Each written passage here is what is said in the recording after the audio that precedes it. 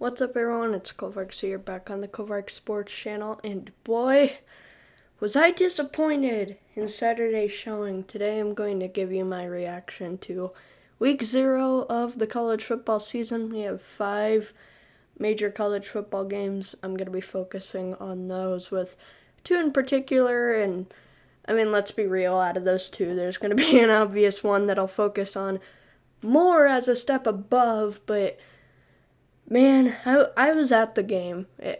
I know a lot of Nebraska fans watch this channel. I was at the game against Illinois, and it was brutal. That was a rough go. Let's just go ahead and get into it. Actually, though, I do want to say one thing. The first episode of my podcast came out last week, and the second episode is coming out this week, so the link to that will be in the description. If you're a college football fan, I assume you are, make sure to go check that out. It is with my good friend Brivical, who is an Oklahoma fan. See, we butt heads a little bit, but make sure to check that one out down below. I don't have a script for this video. I don't have notes. I just literally have last Saturday's scores here. Sorry this video is coming out pretty late. That is due to the fact that I, of course, had to travel home and stuff and get over the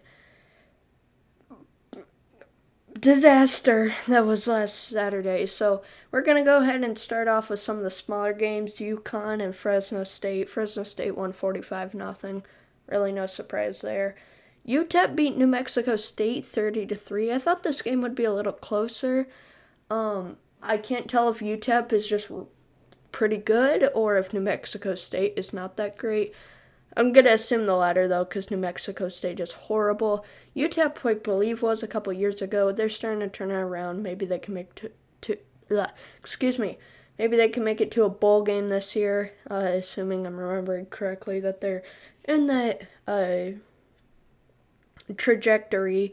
Then you have Southern Utah at San Jose State. San Jose State takes care of business, winning by 31.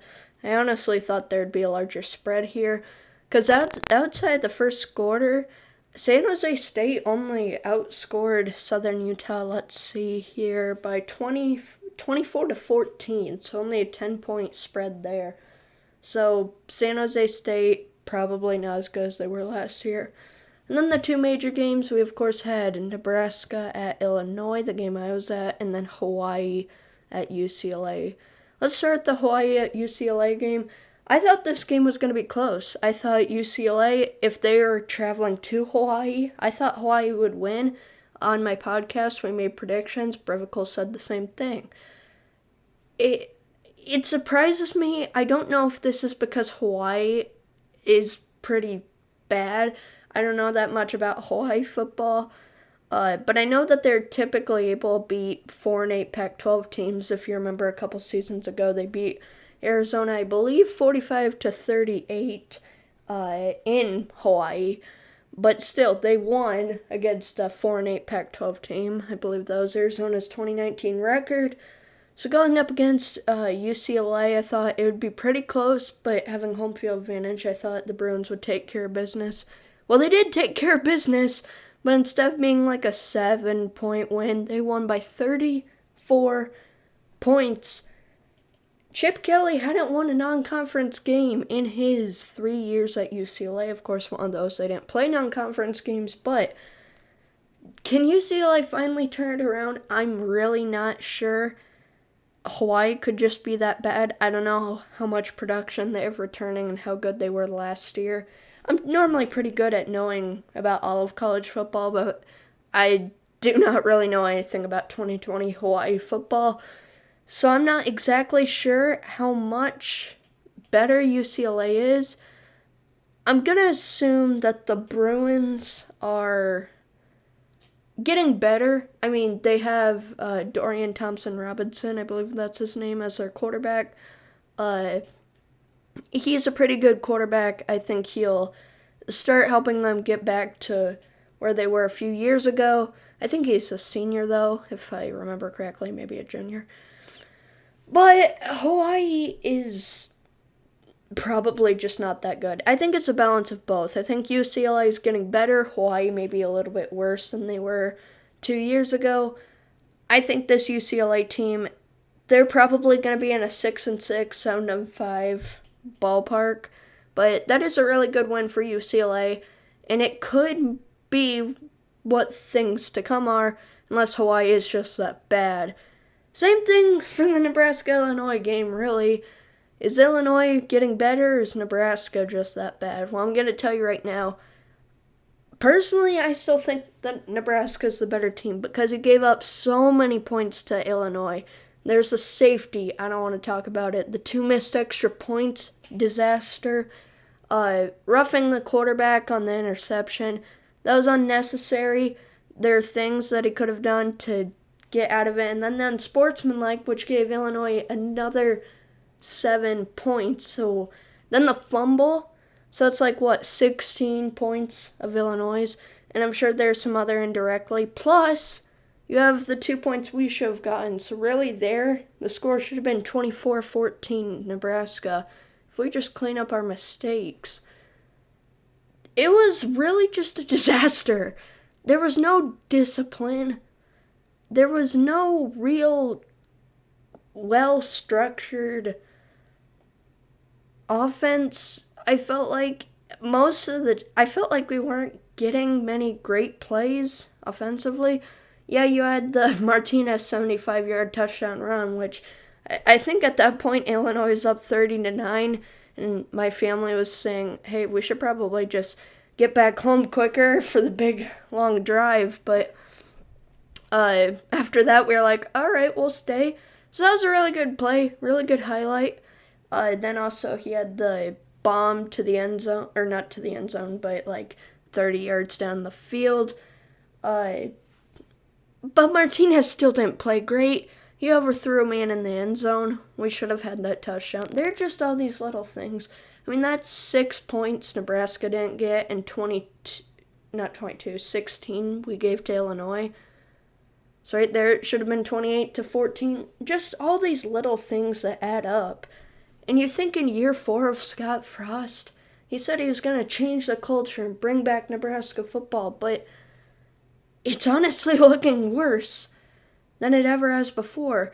Out of all coaches that have coached more than 3 seasons in Nebraska football history, he has the second worst record, or not record, but winning percentage. Out of all coaches that have coached more than 3 seasons in Nebraska football history. I think the only other one was Bill Jennings. I think that was his name, if I'm remembering correctly. So this is a disaster. I don't know if it's Scott Frost. I don't know if it's Adrian Martinez. I think it's both. I just don't think Adrian Martinez is living up to his potential. He hasn't grown up, really. He hasn't cleaned up the mistakes, like on the fumble or the overthrowing. I think he's got a lot of talent. I mean, he was a 4-star recruit out of, I believe, California. You'd think he would be good. But he's not. He's not getting it done. He's not. It's rough. As a Nebraska fan, it's rough.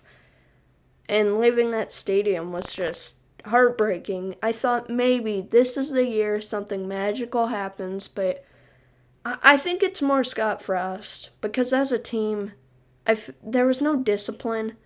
That comes down to the coach. We're not improving. That comes down to the coach. There's not all these things. Basically, we're not getting better. We're getting the recruits, but he's not progressing them. The only person that I think you can blame that on is the head football coach. It's just hard for me to understand people protecting Scott Frost. We all thought Scott Frost was going to be the guy to turn it around. And he's not getting there. We're not disciplined. I don't think he's going to get it turned around. I don't really see, how can you be getting all these top 20 recruiting classes, and you still can't make a bowl game? A bowl game!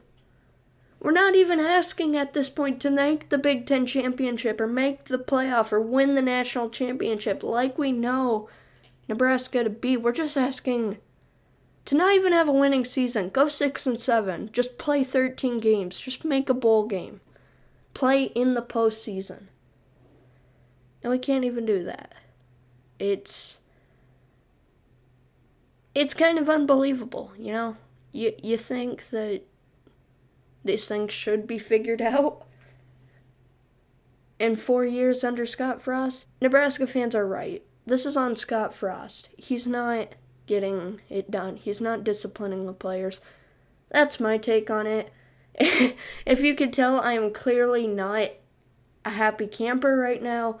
I know this video's coming out late, but whew, Nebraska football's in trouble, and it's clear that it's going to take a lot of things to get us back on track. That's just my opinion, though. Let me know down below what yours is. I don't think Scott Frost's the guy. Once again, let me know your thoughts down below. Thank you for watching. If you made it this far, make sure to check out my podcast down below. And go Big Red, and I'll see you all later. Have a great day.